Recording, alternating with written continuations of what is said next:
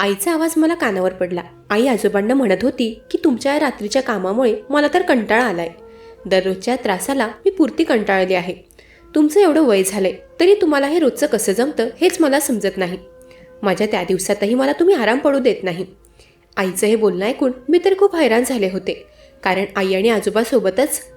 माझं नाव पल्लवी. मी एका खेड्यात राहते. आमच्या गावात पाण्याची आणि लाईटची खूप समस्या आहे. त्यामुळे आमच्या गावातील लोकही सूर्य मावळला की आपली कामं आटपून जेवून झोपी जातात. मी लहान असतानाच माझे वडील आम्हाला सोडून देवाघरी गेले. आमच्या घरी मी, माझी आई आणि माझे आजोबा आम्ही तिघच असतो. शेती करूनच आमचा उदरनिर्वाह चालतो.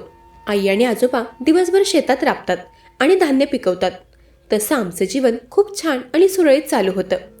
मी शाळा शिकत असल्यामुळे आई आणि आजोबा मला शेतात कामासाठी जाऊ द्यायचे नाहीत. आईचं म्हणणं होतं की तू शिकून सवरून मोठी हो आणि आपल्या गावासाठी नाव कमव, मोठी अधिकारी हो. मलाही आईने सजवलेलं स्वप्न पूर्ण करायचं होतं आणि त्यासाठी मीही जोमाने अभ्यास करायचे.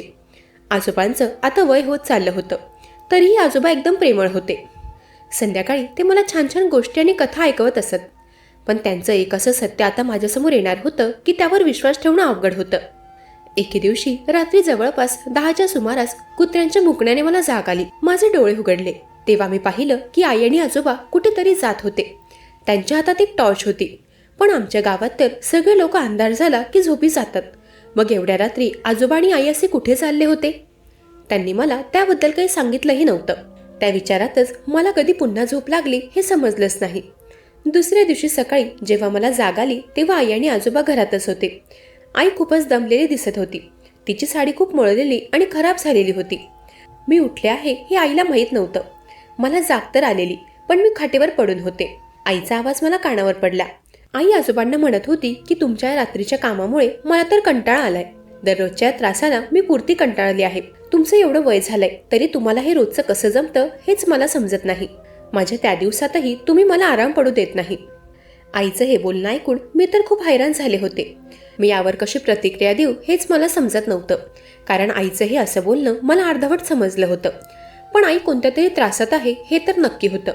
मी उठून आईकडे गेले आणि आईला म्हणाले, आई मला शाळेत जायचंय, माझा डब्बा बनव, मी आलेच आंघोळ करून. आईचा चेहरा कोमजलेला दिसत होता. नक्कीच आईसोबत रात्री काहीतरी झालेलं होतं. मी माझ्यावरून शाळेत गेले. शाळेतही तोच विषय माझ्या मनात चालू होता की आईला असं काय झालंय आणि आजोबा असं काय करतायत की आईला रात्री बाहेर घेऊन जातात. पण रात्री मी जेव्हा बघितलं तेव्हा तर आई आजोबांसोबत जात होती. म्हणजे तेव्हा असं काही दिसत नव्हतं की आजोबा आईला जबरदस्ती घेऊन चाललेत. बाहेर जायला आईचीही संमती होती.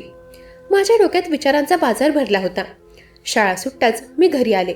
आई आणि आजोबा नुकतेच शेतातून घरी जेवायला आले होते. आज रात्रीही मी आई आणि आजोबांना बाहेर जाताना पाहिलं होतं. दुसऱ्या दिवशी सकाळीही आईची तशीच हालत होती. रात्री बाहेर जाऊन आई आणि आजोबा असं करतात तरी काय, हाच मोठा प्रश्न माझ्या समोर होता. आई आजोबांना रोजच्या सारखं सुनवत होती. आई म्हणत होती की आता मला बास झालंय हे. रोज रात्री तुम्ही मला खूप थकवतात. धड नीट झोपही होत नाही. सकाळी उठलं की घरातील कामं करा, तुमच्या सगळ्यांचा आवरा, शेतात राहा, अजून किती माझा कस काढणार आहात तुम्ही. आईचं हे बोलणं ऐकून मलाही तिचा त्रास समजत होता. मी ताडकन उठून आईकडे गेले आणि म्हणाले, आई काय झालं, तुला काही मदत करू का? तू आजोबांना काय एवढं रोज बोलत असतेस? आई रागातच मला म्हणाली की तुला नाही समजणार ते, तू लहान आहेस अजून, तू तुझा आवरायला घे, डब्बा तयार आहे तुझा. आईने तर मला नीट उत्तरही दिलं नव्हतं. पण मला जाणून घ्यायचं होतं की आईला नेमका त्रास कशाचा होतोय आणि ज्याचा त्रास होतोय त्यामागे नक्कीच हे रात्रीचं बाहेर जाणं असणार असा अंदाज मी लावला. पण आईही काही सांगायला तयार नाही आणि रात्री यांच्या मागे जायचं तर जायचं कसं? मला तर या विचारांनीच भीती वाटत होती. आजचाही दिवस तसाच गेला. मी शाळेतून घरी आले. आई आणि आजोबाही शेतातून संध्याकाळी घरी आले. परत सकाळी आईची तनतन पुन्हा सुरू झाली. आई म्हणत होती कधीतरी मला आराम करू द्या. रात्री आपण असं पल्लवीला सोडून बाहेर जातो, तिने पाहिलं तर, आणि अशी तरुण मुलगी घरी रात्री एकटीच असते, हे बरं नाही. मला आज रात्री आराम हवा आहे. तुमच्या रोजच्या गोष्टींमुळे मी आज काही रात्री येणार नाही. माझीही वेळेची मजबुरी आहे, काय करणार? आईची रोजची बडबड ऐकून माझ्या मनात हे रात्रीबद्दलचं गूढ अजूनच वाढत चाललं होतं. आज काय तो मी सोक्षमोक्ष लावायचं ठरवलं. मी आईला म्हणाले, आई तू एवढी कशी थकलेली असते? आई म्हणाली, मी तुला सांगितलं ना, तुला नाही समजणार, सारखं सारखं मला विचारू नकोस. आई मला काही सांगायला तयार नव्हती. त्यामुळे मी आईला डायरेक्ट विचारलं, आई, मला काही गोष्टी समजल्या आहेत, त्यामुळे तू मला आता सांगच की तुला रात्री असं काय काम असतं की तू एवढी थकतेस. आईने माझे ते शब्द ऐकताच तिला धक्का बसला. ती ततमम करू लागली. काही गोष्टी समजल्या आहेत म्हणजे? आई मला घाबरलेल्या स्वरात विचारू लागली.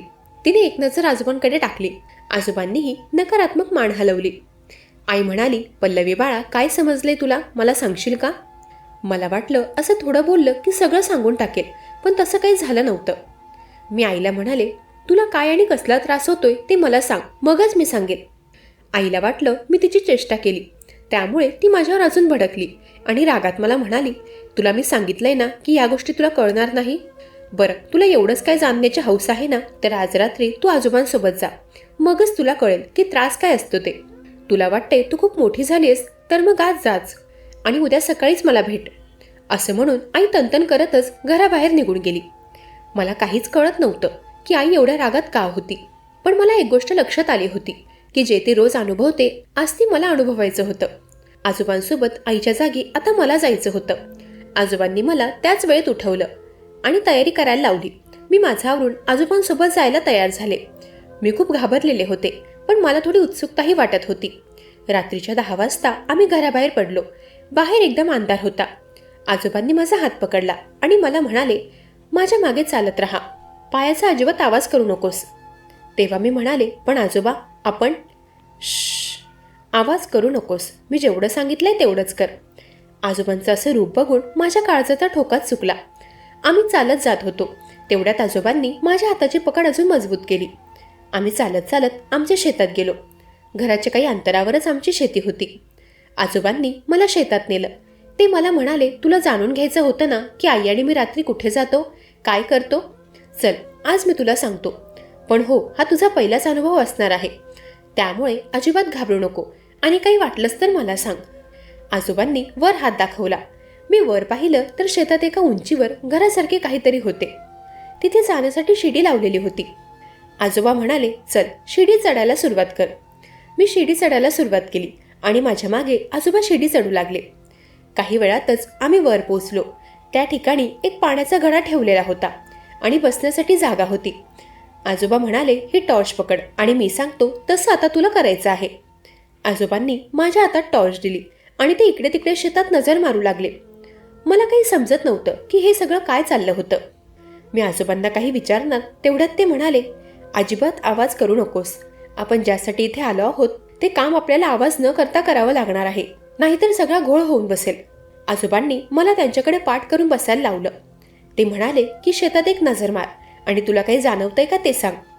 मी माझ्या बारीक नजरेने शेतात नजर मारू लागले आणि पुढच्या क्षणी माझे डोळे मोठे झाले. मी अचानक थबकले. मी आजोबांना सांगितलं, आजोबा, शेतात काहीतरी पळतंय.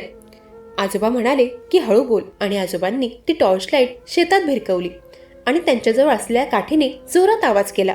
मोठा आवाज होताच शेतातील हालचाल थांबली आणि एक प्राणी जोरात पळत शेताच्या बाहेर गेला. मी हे सगळं पहिल्यांदाच पाहिलं होतं. रात्रीची वेळ, चंद्र, तारे, ते शांत वातावरण मला वेगळाच अनुभव देत होते.